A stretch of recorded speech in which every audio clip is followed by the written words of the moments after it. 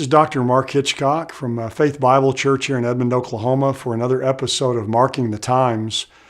You can go find Marking the Times, obviously, at our website at marklhitchcock.com. You can send in questions there that you have. Some of the times we'll answer questions that people have, but I think this week probably what's on the minds of a lot of you is what's going on over in Syria. I think, in geopolitics, the world is focused right now on Syria. Of course, Russia is present there as well. This, alleged use of chlorine gas by the leader of Syria, Assad, and just where all of this could lead, if a lot of dominoes begin to fall. And, what makes this, I think, most important, really in a geopolitical sense, but also in a prophetic sense, is not so much Syria. I've talked about Syria really in a couple of our other episodes about Isaiah 17 and my views on that. But it's Russia's presence there and the fact that Iran is present there. Just this last week in USA Today, I read this little article. It says, a Kremlin aide says Russia's longtime romance with the West is over. Russia has abandoned its centuries-long aspirations of integrating into the West and is bracing for a new era of, it's called geopolitical loneliness. A top advisor to President Vladimir Putin warned in a magazine article. Vladislav Surkov wrote that Russia's epic journey toward the West is over, marking an end to its repeated vain attempts to become part of Western civilization for over 4 centuries. So I think to me that's fascinating because what it says is basically Russia realizes they're not going to ever become accepted as part of the West. So they've accepted now a status of geopolitical loneliness.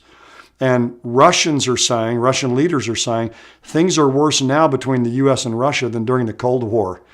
And I think this is a dangerous time because once a country like Russia realizes these aspirations they've had for centuries to be part of Western civilization aren't going to be realized, a lot of times what comes out of that is aggression and kind of throwing caution to the wind, really. And I think that's what we're seeing from Russia. President Trump has said, that since Assad has used this chlorine gas, that we're going to fire missiles there. Russia has come back and said they're going to shoot down those missiles. And so we see events like this kind of begin to cascade a bit. And many people are wondering, even outside of prophetic circles, where could this ultimately lead? I mean, could this lead to World War III? Now, when we look at it, though, from the prophetic perspective, again, Syria is right on the northern border of Israel. I mean, just right across the border, you have Russian troops there, Russian air power. You have Iranian troops there. You have these nations coalescing there that are part of the nations of the coalition of nations in Ezekiel chapter 38. But also, the Middle East is the staging ground for the events of the end times. And here we have world focus on the Middle East.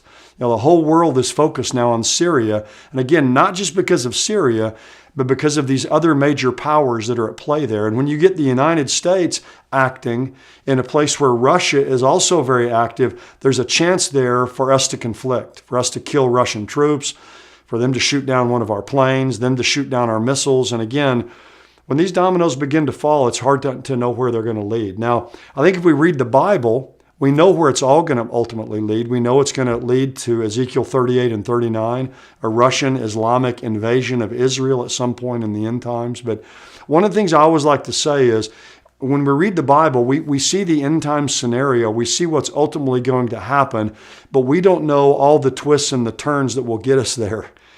And what I think we see happening today is not the fulfillment of any specific prophecy, but again, it's an unbelievable stage setting and a foreshadow of what we see in the scriptures. And it's going to be interesting, and we need to be praying for our president, praying for people in Syria, praying for people in the land of Israel, because when the missiles begin to fly, there are a lot of unintended consequences that can take place. The one thing that we can know out of all of this, though, is that we have a God who is sovereign. He's seated on the throne in heaven. God is in control of all of this.